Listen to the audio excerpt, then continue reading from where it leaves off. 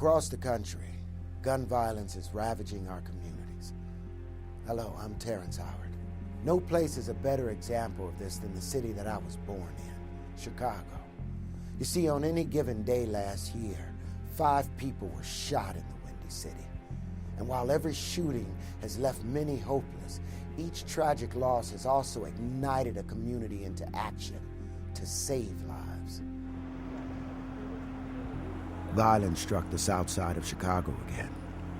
But this time it was different. People paid attention. The victims of a triple murder were the family of Academy Award-winning actress Jennifer Hudson. While the brutal killings made national headlines, it's just one incident out of countless others that have ended in tragedy, but gone unnoticed.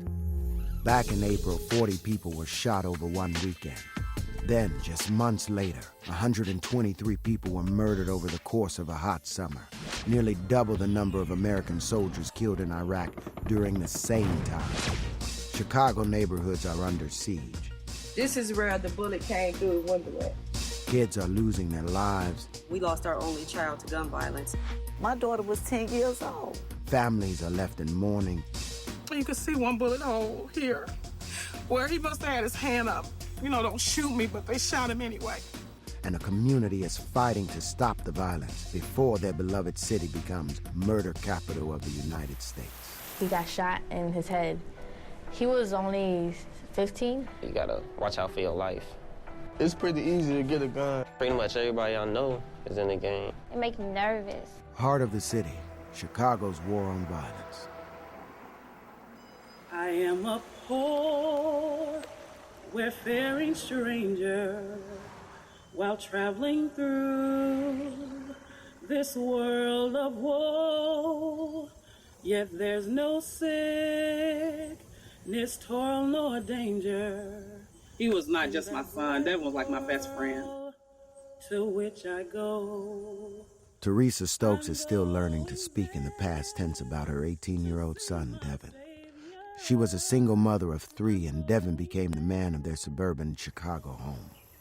Since he was 17 years old, he doing stuff that grown men do. He paying a water bill, he paying a light bill, he paying a phone bill, he paying a cable bill.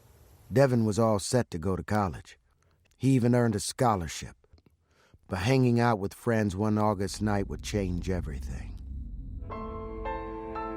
Miss Stokes remembers his last words to her. He said, "Ma," and I said, "Yeah." He said, "You know I love you, don't you?" And I said, "Yeah, I love you too." And I left, and that was the last time I saw him alive. Teresa Stokes is now one of countless parents across Chicago who have lost kids to gun violence. So, have there been any conflicts mediated on the front end from last week to this week in any of our communities? These men and women risk their lives and often stand between life and death on the streets. About a year ago, there was a homicide at Crane High School, and ceasefire played a major role in trying to help keep the peace from that point on. They're called violence interrupters, a controversial group of former high-ranking gang members, convicted murderers and felons. These are men and women with strong credibility and strong ties to the communities in which they live in and work in, and they can go out and stop a guy from shooting somebody on the front end. The front end means before someone ends up shot or dead. T.O. Hardiman used to work these streets as a hustler, but now works them trying to save lives. Since 2004, we've mediated over 1,300 conflicts. 35% of them were shootings we prevented on the front end. The other 35% were retaliations we prevented. The other 30% were like fights we broke up. The guys on the streets is breaking up people from fighting because normally fights lead to shootings. All of Ceasefire's interrupters are highly trained in conflict resolution.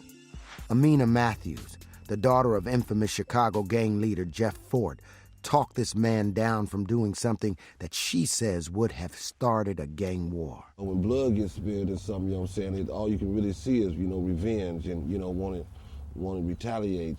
If it was for ceasefire, you know what I'm saying, I would have definitely went off the handle. Gun violence has steadily decreased in areas covered by ceasefire. But after state funding was cut last year, shootings are on the rise again. Many of the people killed are young men like Little Man and Lil Rob. I was real wild, doing a lot. Well, I was doing most things 15, 16-year-olds weren't doing in the suburbs, basically. That's the story for many young people in Chicago hoods. You either gonna go to school or you gonna hustle. You ain't going to school, you're gonna eventually be on the block, gang banging, selling drugs, doing whatever they do on the block. Like, everybody ain't grow up like us, you feel me? We ain't had no choice the way we grew up. It's just there. You know, we ain't grow up in the suburbs, rich house, whatever, all that, man. We out here. That's just how it is, man. Both Lil Man and Lil Rob have been shot and served time in jail. They know firsthand why things get hot on the block. It's about money, man. Disrespect and money, man. Half of these people, you know what I'm saying, out here living off month-to-month check, trying to pay bills and everything. It's just ugly out here, man. Ugly enough, though, that many don't expect to live past 25. If it's meant to happen, it's gonna happen. If you on a block, bam, your mother get into it. After fighting, it's gunplay. And it ain't gonna stop till somebody get hit or somebody die. This is 19th and Harrison. This is where the boys were shot. Devin wasn't by himself. He was with his friends. There were 4 in a car. And all of a sudden, gunfire from behind. And one had an automatic, one had a pistol. And they just start shooting. I can't tell you how many times I've been in that same spot where they were shot at. And it just breaks my heart. Teresa learned at the hospital that Devin's 2 friends and her firstborn son were dead. I lifted up his right hand, and you could see the bullet hole in his hand. And you could see one bullet hole here,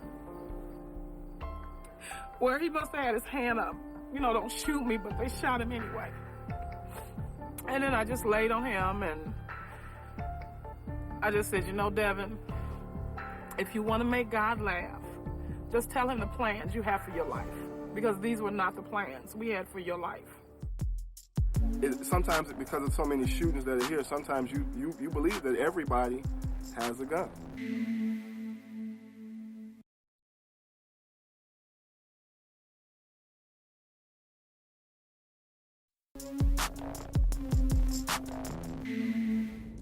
Yes, it definitely is a rough and tough neighborhood because the problems we have with shooting, they fighting for drug turf.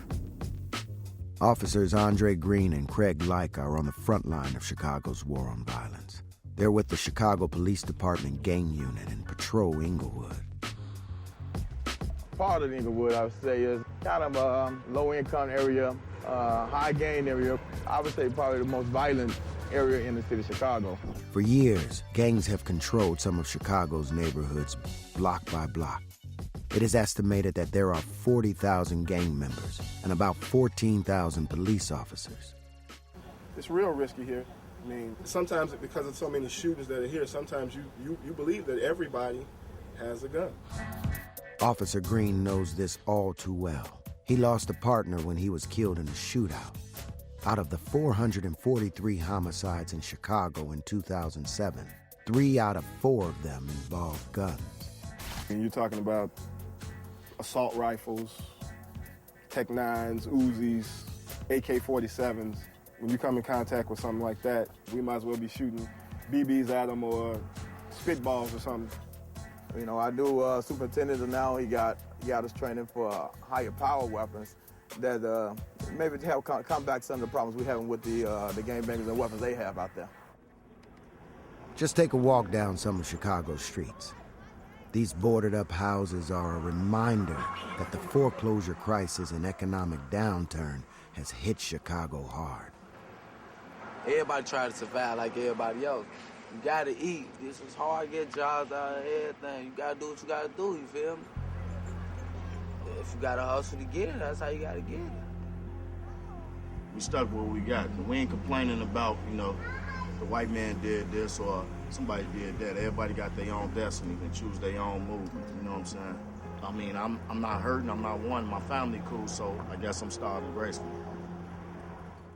Inglewood is where Saretha Woods raised her 12 kids until she discovered firsthand that many of the victims of gun violence are the innocent.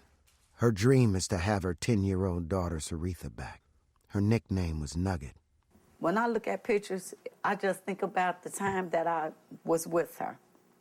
We used to laugh and talk, do things together at to the age of 10. To celebrate Nugget's 10th birthday, there was a party at her Aunt Deanna's home. Inside, kids were dancing. Outside, gang members started shooting. I was standing about right here at the door. This is where the bullet came through the window at. About right here. This is where the bullet came through the window at. The tree stopped most of the bullets. That's how most of the kids didn't even get shot. As shots rang out, Deanna yelled for the kids to hit the floor, but Nugget ran for safety. The kids was just jumping up. It was like a movie in my house.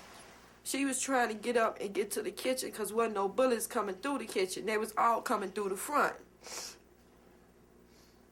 So she tried to get up, and when she got up, she caught the bullet. Toddy wasn't there when Nugget took that bullet. I was there. Then I felt the pain. Shortly thereafter, Nugget died. I just cried. I cried. I cried.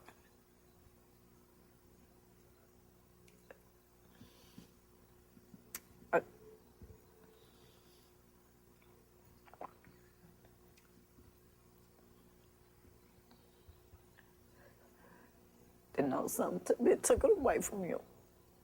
And I just kept praying that it wasn't gone.